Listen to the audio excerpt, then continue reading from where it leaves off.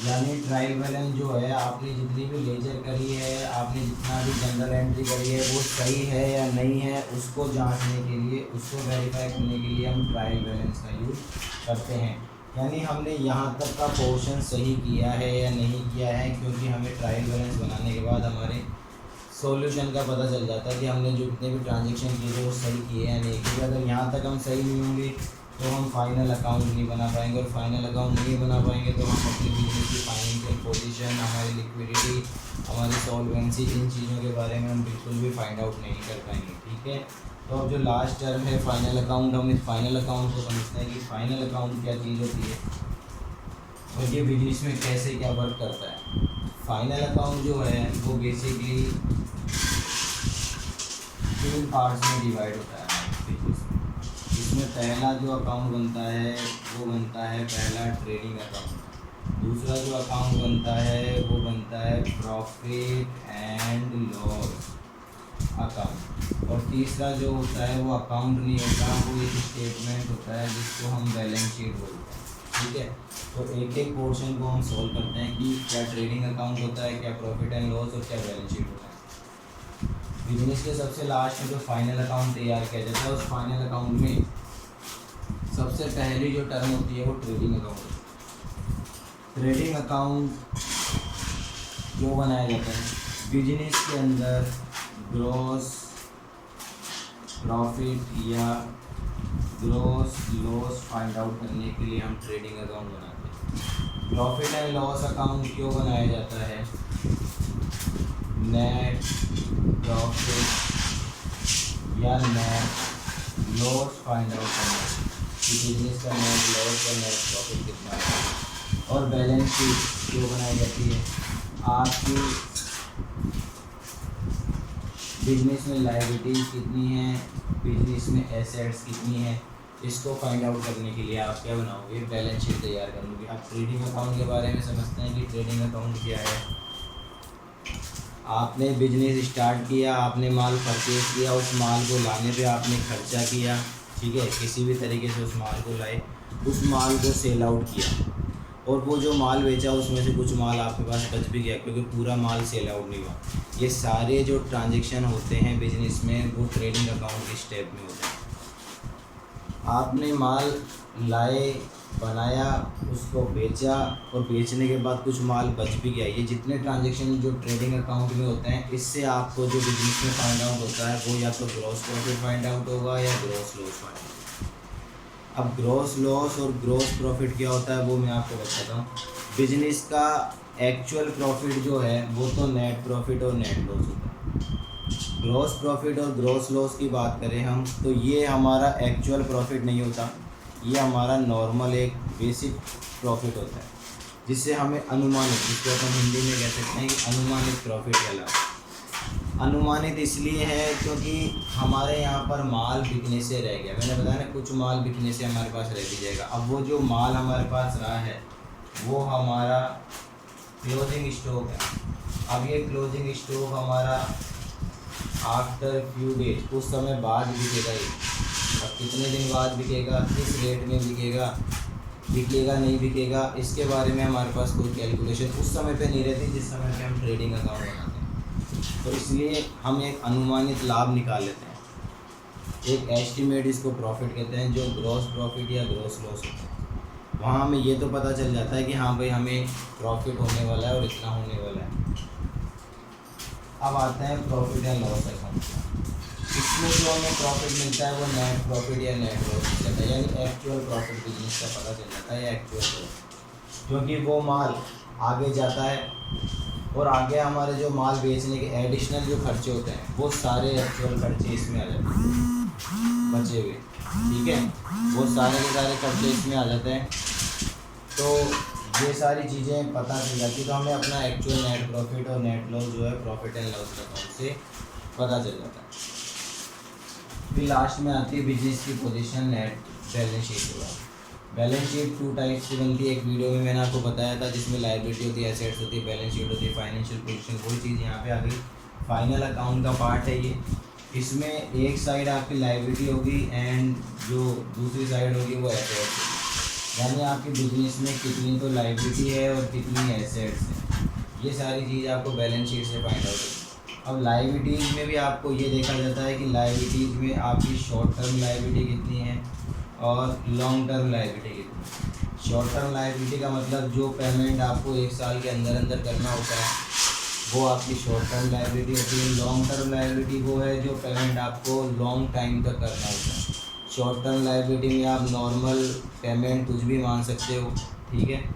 जैसे क्रेडिटर आपने कोई माल परचेज किया है तो वो पेमेंट आपको 2 महीने 4 महीने के अंदर अंदर देना होता है, ठीक है। वो शॉर्ट टर्म लायबिलिटी में आपके आ जाता है। जैसे एग्जाम्पल स्कूल फीस है आपकी, स्कूल फीस आपको साल भर के अंदर अंदर 1 साल के अंदर अंदर ही देनी थी, तो वो आपकी शॉर्ट टर्म लायबिलिटी में आ जाती है, ठीक है। बैंक ओवरड्राफ्ट, बैंक से आपने अगर कोई पैसा उधार लिया है, बिजनेसमैन के पॉइंट ऑफ व्यू से बता रहा हूँ, बिजनेसमैन को ही बैंक ओवरड्राफ्ट मिलता है।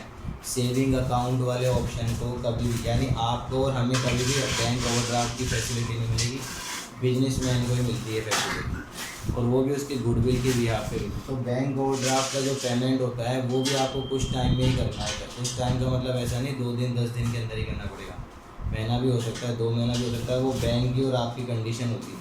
तो वो शॉर्ट टर्म लायबिलिटी में आती है। लॉन्ग टर्म लायबिलिटी वो होती है जो आपको लंबे टाइम में पेमेंट करना होता है। इसमें बैंक लोन आते हैं, हाउसिंग लोन आते हैं, एजुकेशन लोन आते हैं।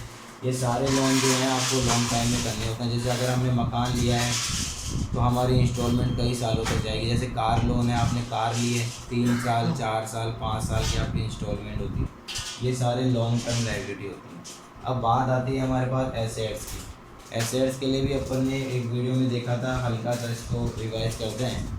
एसेट्स भी हमारी मोस्टली देखा जाए तो कई टाइप्स की होती है, बट बेसिकली हम 2 टाइप्स की समझ लेते हैं। एक तो होती है फिक्स एसेट्स और एक होती है हमारी करंट एसेट्स। फिक्स एसेट्स का मतलब ये है जो बिजनेस में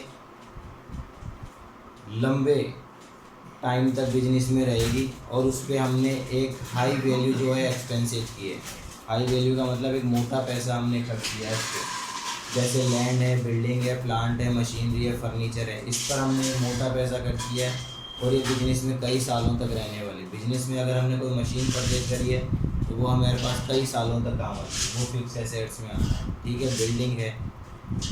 करंट एसेट्स की बात करते हैं। करंट एसेट्स वो है जो हमारी प्रॉपर्टी एसेट्स तो है, बट वो डे टू डे रूटीन में चेंज होती रहती है, ठीक है। जो आपकी assets day to day routine में साल भर के अंदर अंदर चेंज होती रहती है वो आपकी करंट एसेट्स होती है। इसमें मैंने एग्जांपल भी बताए थे आपको, कैश, बैंक का बैलेंस, आपके डेटर्स, ये सारी चीज़ें किस में आएगी, करंट एसेट्स में आएगी, जो आपके टाइम टू टाइम चेंज होती रहती है। कभी भी ये चीज़ें समान नहीं रह सकती। आप देखिए कि आपके पास जेब में अगर मान लीजिए 100 रुपये हैं तो वो 100 रुपये हमेशा स्ट्रॉन्ग रहेंगे, वो आपके कम ज़्यादा होते ही रहेंगे। आप मार्केट में 100 रुपये लेके जाएंगे, कितना ही सोच के जाएँ मैं खर्च नहीं करूँगा, लेकिन आपकी स्कूटी पंचर हो गई, 40 रुपये पंचर के आपको देने पड़ जाएंगे, आपके पास 60 ही रहेगा।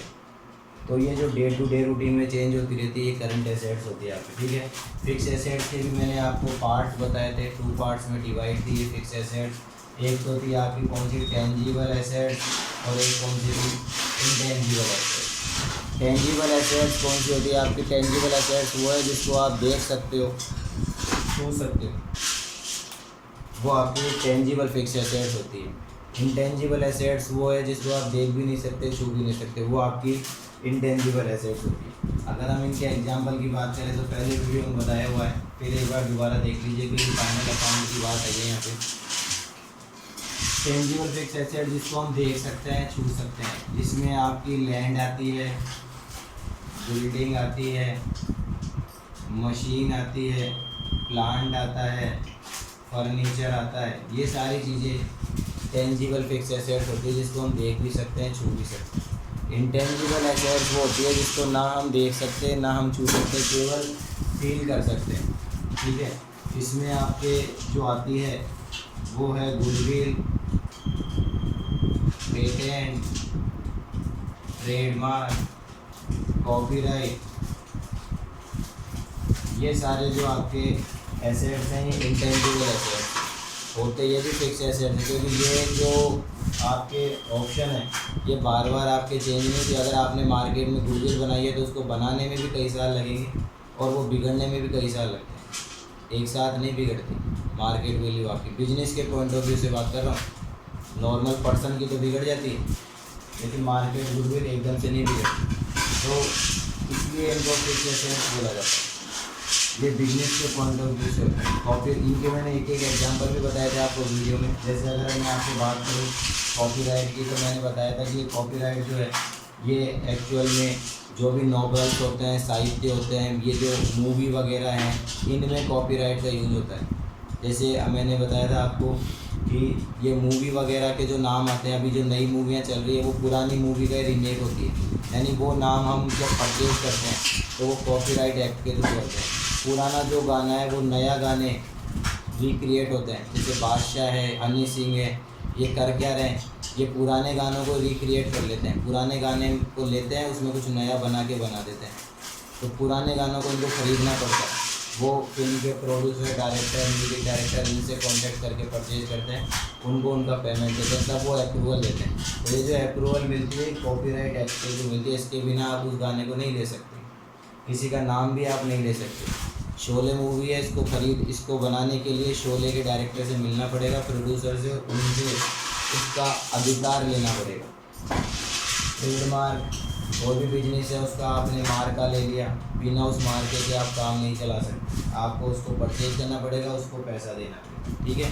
तो ये सारी चीज़ें जो है ये आपके फिक्स एसेट्स में आती है, बट ये होती है इंटेंजिबल, जिसको हम देख नहीं सकते। देखो